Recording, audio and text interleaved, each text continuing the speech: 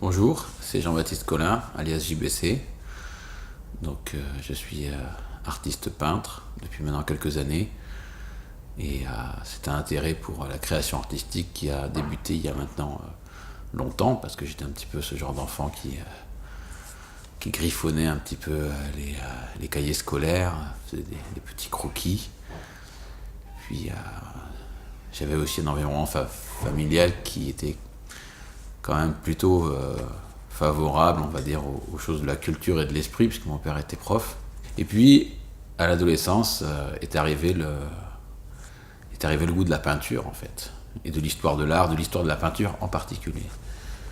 Et c'est comme ça que j'ai commencé un petit peu à m'intéresser aux grands classiques, à couper dans les manuels scolaires, parce que mon père était prof, donc il me donnait des anciens manuels scolaires, et puis je coupais les vignettes, enfin, des grands maîtres de la peinture, et je me faisais des grands classeurs, comme ça, de peintres. C'est comme ça que je me suis construit ma culture picturale.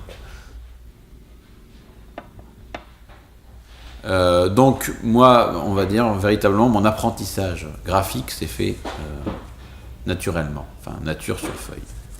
L'outil informatique est arrivé donc plutôt, en tout cas du point de vue de l'illustration, est arrivé effectivement quand j'avais 28 ans. Donc c'est un outil qui, par ses facilités, et pour l'usage que je fais moi, pour ma conception de la peinture, extrêmement pratique, notamment dans le choix des couleurs.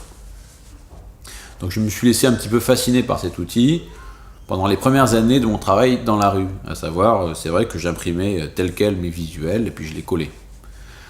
Assez vite, ce système-là ne m'a paru pas forcément très satisfaisant, bien pour commencer, mais j'ai vite senti qu'il fallait que je passe un petit peu à autre chose et que je retrouve ce plaisir de la matière, de poser des couleurs sur un support, des couleurs physiques avec l'odeur, avec la douceur du pinceau, toutes ces choses-là. Donc du coup j'ai fait mon retour vers la matière, mais sans jamais abandonner pour autant l'outil informatique, parce que j'y ai pris des habitudes de travail extrêmement pratiques.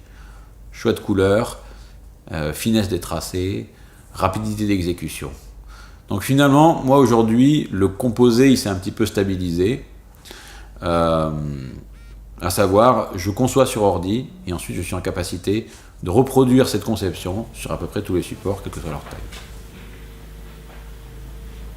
L'émotion provoquée par la création, c'est quelque chose qu'on ressent quand on est artiste un petit peu tous les jours.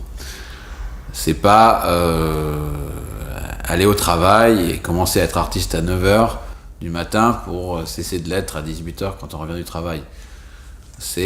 On travaille de manière constante, même en allant dans le métro et en subissant les affiches publicitaires, on arrive quand même à en sortir un peu à ce qu'il y a de mieux pour alimenter notre propre création. Créer, c'est résister d'une certaine manière. C'est-à-dire que je considère aussi que la notion de culture chez l'être humain, ça a été à partir du moment où l'être humain, il a pu dégager un petit peu de temps, un temps autre que la stricte satisfaction de ses besoins primaires, de logement, de nourriture, etc.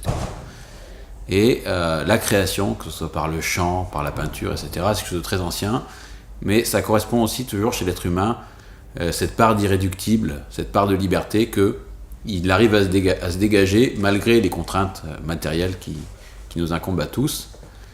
Et avoir cette capacité pour quelqu'un de dédier ce temps à la création, le temps à son expression, c'est bien évidemment une forme de résistance. Résistance contre la résignation, puis résistance aux choses qui sont un peu plus terre à terre, résistance à la nécessité brute. Ça, c'est créé. Au-delà de l'engagement militant ou politique qu'on peut avoir. Moi, quand je suis avec mon pinceau, il y a une forme d'élévation qui se crée, qui est très importante. Et c'est ce qui touche aussi à la transcendance du destin de l'artiste. C'est-à-dire, c'est d'apporter des choses immatérielles dont l'homme n'a pas forcément un besoin immédiat, mais qui correspondent à un besoin profond. chez chacun d'entre nous. Et finalement, en peignant, on se projette nous-mêmes vers cette transcendance et on essaye surtout, le plus important, c'est de partager cela et d'amener les autres aussi à comprendre cette transcendance. Et ça, c'est vraiment très important. Le petit jeu, en fait, que j'aime beaucoup pratiquer, c'est prendre des figures de l'actualité. Ça peut être des personnages ou éventuellement des phénomènes sociaux, les relier à des iconographies anciennes, à des cultures, des motifs anciens, mélanger tout ça et arriver à un résultat qui peut être surréaliste, qui peut être onirique, qui peut être comique, qui peut être un peu féroce parfois, et générer de ça un nouveau sens dans lequel les gens d'aujourd'hui peuvent ou non se reconnaître, ou en tout cas se poser des questions lorsqu'ils sont face à mes travaux.